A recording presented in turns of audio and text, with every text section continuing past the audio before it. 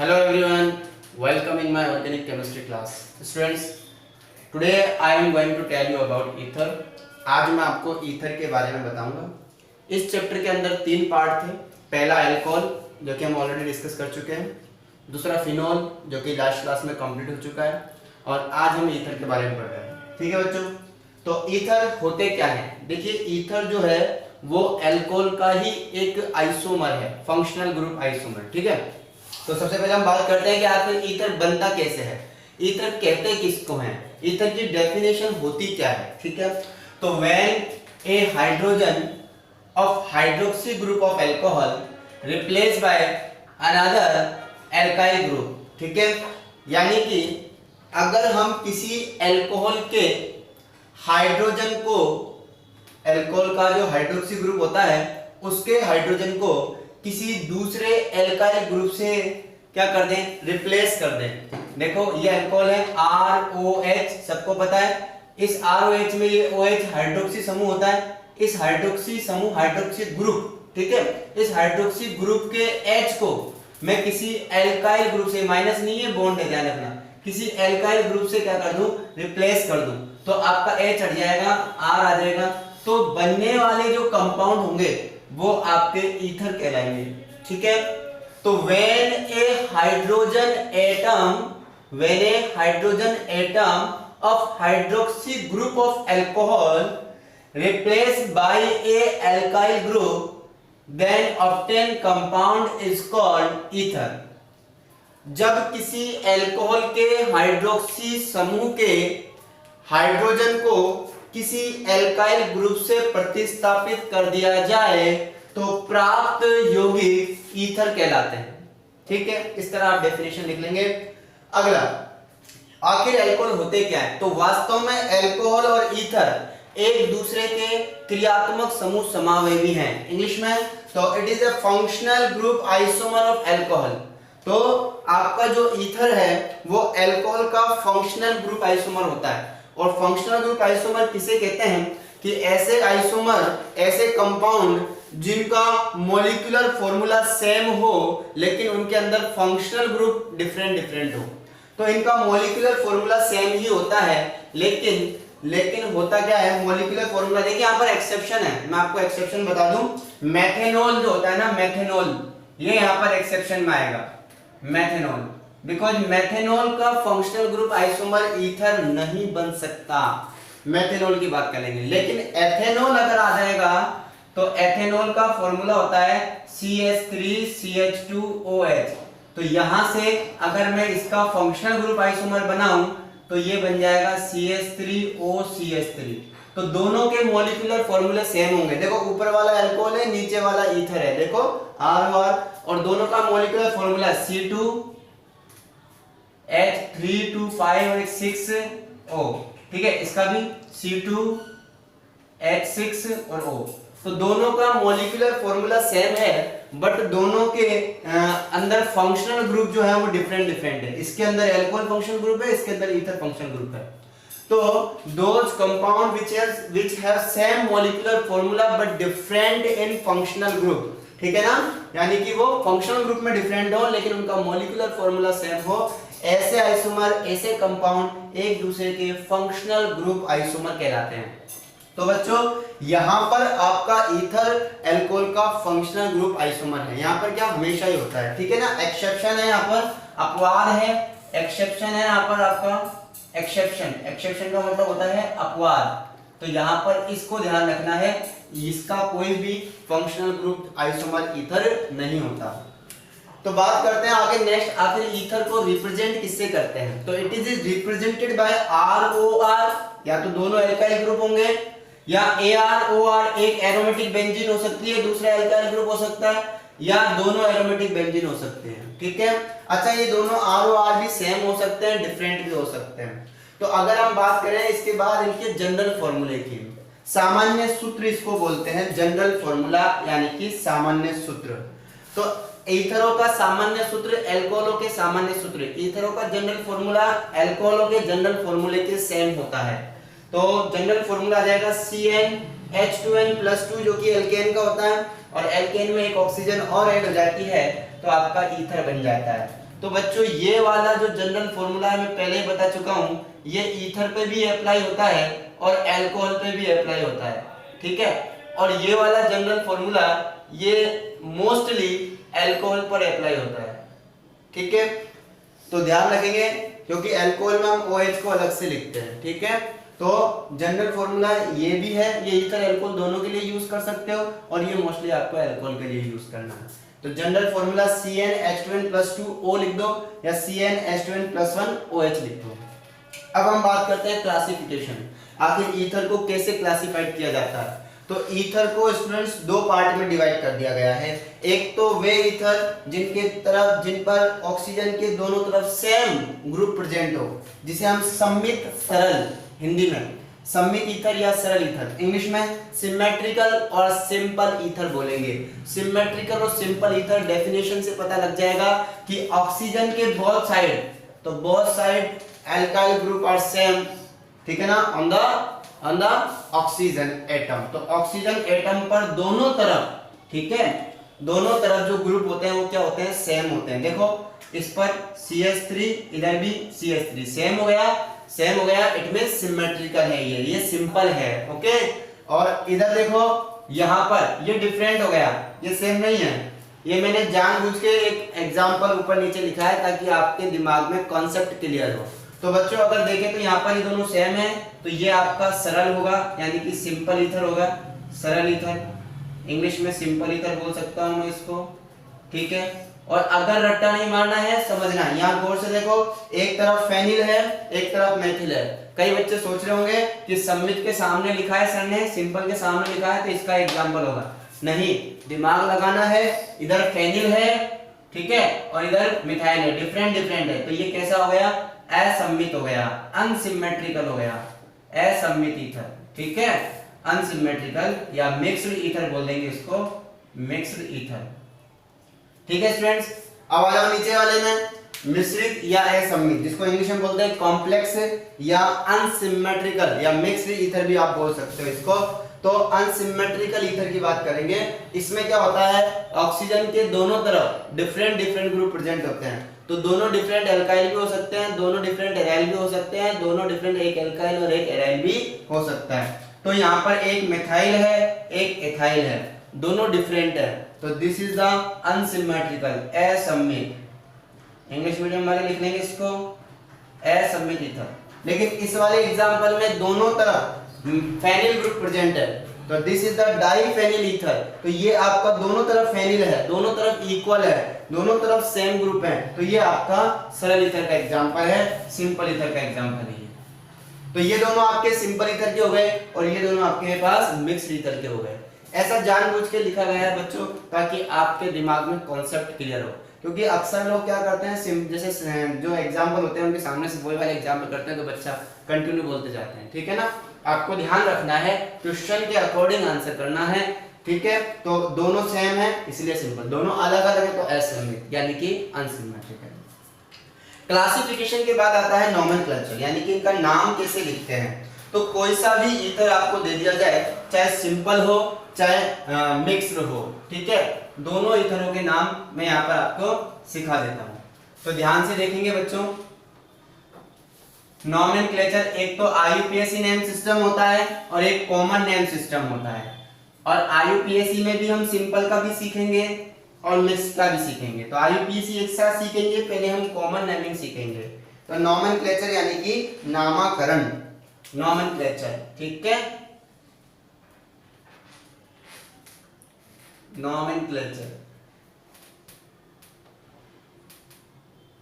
तो हिंदी में बोलते हैं बच्चों नामकरण। दो पद्धतियां हैं नामकरण की, एक तो है सामान्य पद्धति, एक तो होती है यहाँ पर सामान्य पद्धति, सामान्य पद्धति यानी कि कॉमन सिस्टम, कॉमन सिस्टम, ठीक है। और बच्चों एक होती है IUPAC पद्धति, IUPAC पद्धति, जिसको इंग्लिश में भी IUPAC बोलते हैं, IUPAC सिस्टम। तो IUPAC सिस्टम और कॉमन सिस्टम दोनों हम यहाँ पढ़ने जा रहे हैं। फर्स्ट ऑफ ऑल हम पढ़ते हैं common system, common name, common name. सब ध्यान रखेंगे कॉमन नेम क्या होता है। देखिए किसे कहते हैं कॉमन नेम। देखिए कॉमन नेम हम सब जानते हैं, वैसे कोई रूल्स नहीं होता है, लेकिन बस हम उनके अकॉर्डिंग रख देते हैं। यहाँ पर कॉमन नेमिंग बड़ी सिंपल करनी है। सबसे पहले तो आपको प्रीफिक्स यानी कि पूर्वक लगाना है जो भी एल्काइल ग्रुप है। तो फर्स्ट ऑफ ऑल आपके पास जैसे है ROR, तो फर्स्ट ऑफ ऑल आपको एल्काइल ग्रुप का नाम लिखना है। किसका नाम लिखना है? Alkyl group. तो सबसे पहले तो एल्काइल लिखना है, एल्काइल, इंग्लिश में एल्काइल, ठीक है। उसके बाद लास्ट में आपको लगाना है ईथर। लास्ट में आपको क्या लगाना है? ईथर,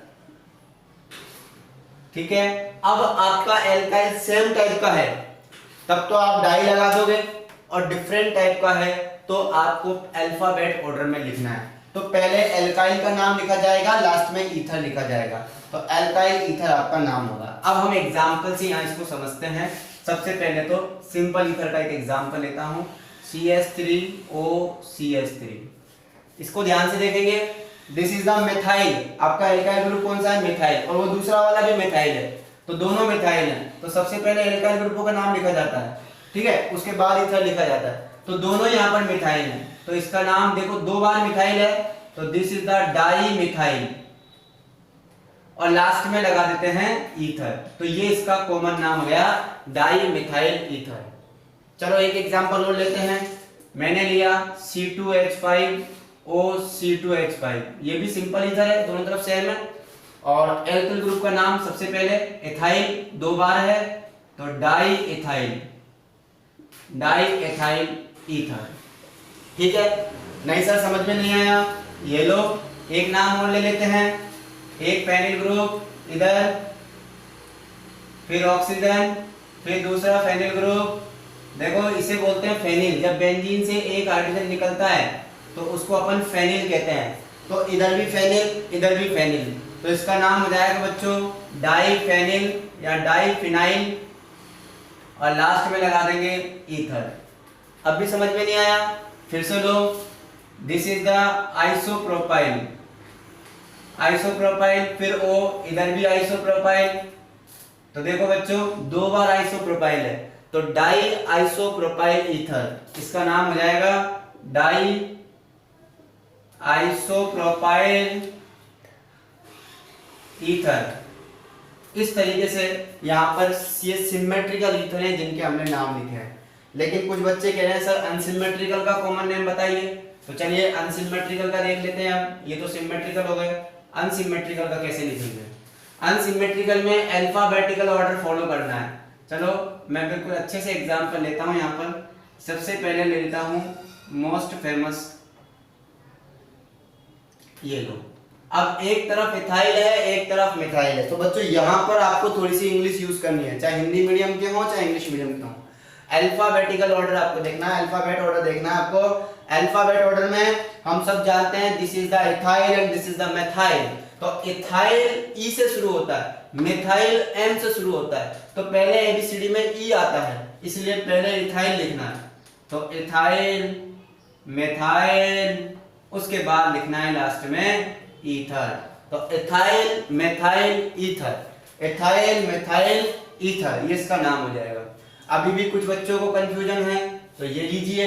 एक और एग्जांपल हम यहाँ ले लेते हैं, CH3CH CH3OC2H5। एक तरफ आइसोप्रोपाइल है और एक तरफ इथाइल है, तो आइसोप्रोपाइल आई से शुरू होता है, इथाइल ई से शुरू होता है, तो इथाइल आइसोप्रोपाइल ईथर, इसका नाम हो जाएगा ethyl isopropyl ether, isopropyl ether. Hindi medium वाले अच्छी तरह सुनेंगे। देखो मैं मिथाइल बोल रहा हूं लेकिन हिंदी में इसको मैथिल लिखते हैं, तो डाई मैथिल ईथर। इसको फेनिल लिखते हैं, डाई फेनिल ईथर। इसको एथिल लिखते हैं, di ethyl ether, di isopropyl ether, ethyl methyl ether, ethyl isopropyl ether. Hindi में इल बोलते हैं, इंग्लिश में आइल बोलते हैं, ठीक है। तो चलिए ये आपके कॉमन नेम सिस्टम में नाम कंप्लीट होता है। आपको अल्फाबेट ऑर्डर में ध्यान रखना है। चलिए एक एग्जांपल और ले लेते हैं ताकि आप क्लियर हो जाए। ये रहा आपका फेनिल और इधर है आपका मान लो एथिल। फेनिल पी से शुरू होता है, एफ से नहीं होता। एथिल ई से शुरू होता है। तो पहले किसको लिखेंगे? पहले हम इसको लिखेंगे एथिल को। तो एथिल, फेनिल, ईथर, ये इसका कॉमन नेम हो जाएगा। तो बच्चों कॉमन नेम की कहानी हमारे पास यहाँ पर कंप्लीट होती है। अब हम पढ़ते हैं आईयूपीएसी सिस्टम। आईयूपीएसी सिस्टम में हम सबको पता है दो वर्ड मेन होते हैं, एक तो होता है प्रीफिक्स और एक होता है सफिक्स। एक तो होता है प्रीफिक्स और एक होता है सफिक्स। तो चलिए आईयूपीएसी सिस्टम में आपको बता देता हूं। आईयूपीएसी सिस्टम, ठीक है। आईयूपीएसी सिस्टम बहुत ही इजी सिस्टम है, कुछ नहीं है। एक तो इसके अंदर होता है प्रीफिक्स और एक होता है इसके अंदर, एक तो इसके अंदर होता है प्रीफिक्स और एक होता है सफिक्स। प्रीफिक्स जो होता है वो आपको छोटे ग्रुप की तरफ लेना है, ठीक है। छोटा एल्किल ग्रुप जो होगा उसकी तरफ लेना है। तो स्मॉल एल्किल ग्रुप का आपको लगाना है, स्मॉल एल्काइल ग्रुप का आपको प्रीफिक्स लगाना है। और सफिक्स जो आएगा आपका लॉन्ग चेन का आएगा। जो लॉन्ग चेन होगी, लंबी चेन होगी, वो आपका सफिक्स होगा, ठीक है। स्मॉल एल्किल ग्रुप का आपको प्रीफिक्स कैसे लगाना है? That is the prefix alkoxy. Alkoxy, ठीक है। एल्कोक्सी बन जाएगा, ठीक है। एल्किल का क्या बन जाएगा? एल्कोक्सी। जैसे मैथिल है तो मैथोक्सी, एथिल है एथोक्सी, प्रोपिल है प्रोपोक्सी, ब्यूटिल है ब्यूटोक्सी, आइसोब्यूटिल है आइसोब्यूटोक्सी, आइसोप्रोपिल है आइसोप्रोपोक्सी। तो इस तरह नाम बन जाएगा, ठीक है। तो स्मॉल यानी कि छोटा एल्किल ग्रुप जो होगा वो एल्कोक्सी में कन्वर्ट हो जाएगा। बाकी लॉन्ग चेन आपका एल्केन बनाएगी। क्या बनाएगी? एल्केन। तो आईयूपीएसी नेम सिस्टम में बनता है एल्कोक्सी एल्कोन, एल्कोक्सी एल्केन।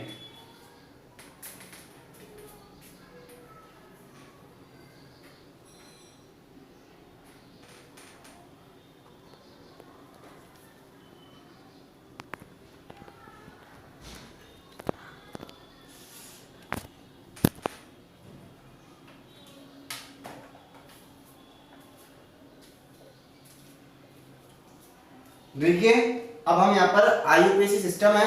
अब हम आपको यहाँ पर एक एग्जांपल से समझाते हैं। तो चलिए सिंपल और कॉम्प्लेक्स ईथर दोनों की बात करते हैं।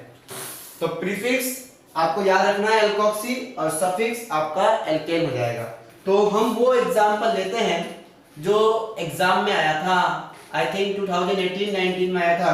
डाई एथिल ईथर का आईयूपीएसी नाम, right the IUPAC name of die ethyl ether. तो डाई एथिल ईथर हमारा ये रहा, ठीक है। इसका आईयूपीएसी नाम हम दे लेते हैं, इंपॉर्टेंट एग्जांपल था। तो C2, हम C2H5 को इस तरह लिख सकते हैं CH3 CH2O CH2 CH3। This is the die ethyl ether. अब मुझे इसका आईयूपीएसी नेम लिखना है। कैसे लिखेंगे?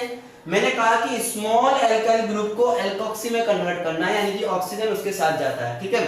तो यहाँ तो दोनों सेम है, तो किधर भी ऑक्सीजन को ले जाओ। ये आप ऑक्सीजन को ले गए, ठीक है। तो this is the alkoxy. What is this? Alkoxy में दो कार्बन वाले को अपन बोल सकते हैं एथोक्सी। तो इसका नाम तो हो गया एथोक्सी। अब अपना जो बचा है वो मेन कार्बन की चेन है। तो लॉन्ग कार्बन की चेन आपकी बची है। अब इसको नंबरिंग देना शुरू करते हैं, ठीक है। तो नंबरिंग में 1 और 2, 1 और 2। तो 1 पर आ रहा है आपका एथोक्सी, ठीक है। तो इसका नाम हो जाएगा बच्चों 1 एथोक्सी। ये तो प्रीफिक्स आ गया। और लास्ट में 1-2 कार्बन के लिए अपन एथेन लगाते हैं, तो इसका नाम हो जाएगा 1 ethoxy ethane. This is the IUPAC name of die ethyl ether. 1 ethoxy ethane या फिर एथोक्सी एथेन भी लिख सकते हो, क्योंकि 1 को शो नहीं करते। तो ये आपका आईयूपीएसी नेम होगा।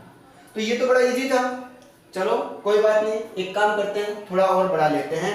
ये लीजिए CH3O CH3। Oh my God, इतना बड़ा, इसका नाम कैसे लिखेंगे? ये तो बहुत बड़ा है। है ना, टेंशन हो गई, नहीं, ये भी छोटा है बच्चों, इतना दिमाग नहीं लगाना, एक तरफ ऑक्सीजन को ले जाओ, दिस इज द मेथॉक्सी, बहुत इजी है, मेथॉक्सी, ठीक है, अरे एक ही कार्बन है ना इसलिए मेथॉक्सी। अब हम देखते हैं आपका कार्बन की चेन, कितने कार्बन की चेन बनी है, एक कार्बन की, एक कार्बन की चेन को मेथेन बोलते हैं, तो इसका नाम हो जाएगा मेथॉक्सी मेथेन, क्या नाम हो जाएगा इसका, मेथॉक्सी मेथेन, ठीक है, मेथॉक्सी मेथेन। अभी भी कुछ बच्चों के समझ नहीं आया तो थोड़ा सा टफ एग्जांपल लेते हैं, CH3 CH CH3 O CH3, oh my God, इतना टफ, ये क्या ले लिया है ना, इतना टफ है ना। चलिए फर्स्ट ऑफ ऑल जो छोटा एल्किल ग्रुप है, जो स्मॉल एल्किल ग्रुप है, उसको तो ऑक्सीजन के साथ, व्हाट इज दिस, मेथॉक्सी, है ना। अब हम बात करते हैं इसकी, इसमें हम करते हैं कार्बन की चेन का सिलेक्शन और नंबर एड, फिर उसके बाद नंबरिंग करेंगे, जो भी आईयूपीएसी के रूल है। तो नंबर देखो यहाँ से दें चाहे यहाँ से दें, दो नंबर पे आ रहे हैं 1 2 और 3, तो 2 मेथॉक्सी, ओके, और 3 कार्बन की चेन को हम लिखते हैं प्रोपेन, तो this is the 2 methoxy propane. इस तरह बच्चों आप आईयूपीएसी नेमिंग भी कर सकते हो। तो अब हम नेक्स्ट क्लास में पढ़ेंगे method of preparation of ether. आज हमने ईथर के बारे में बता दिया आपको बेसिक चीजें, नेक्स्ट क्लास में फिजिकल प्रॉपर्टी, केमिकल प्रॉपर्टी और मेथड ऑफ प्रिपरेशन पढ़ेंगे और हमारा ईथर भी खत्म हो जाएगा, अंडरस्टैंड। तो मिलते हैं नेक्स्ट क्लास में नेक्स्ट वीडियो के साथ। आप हमारी वीडियो को लाइक करते रहिए, शेयर करते रहिए और हमारे चैनल को सब्सक्राइब करना न भूलें। Thank you so much, goodbye, take care.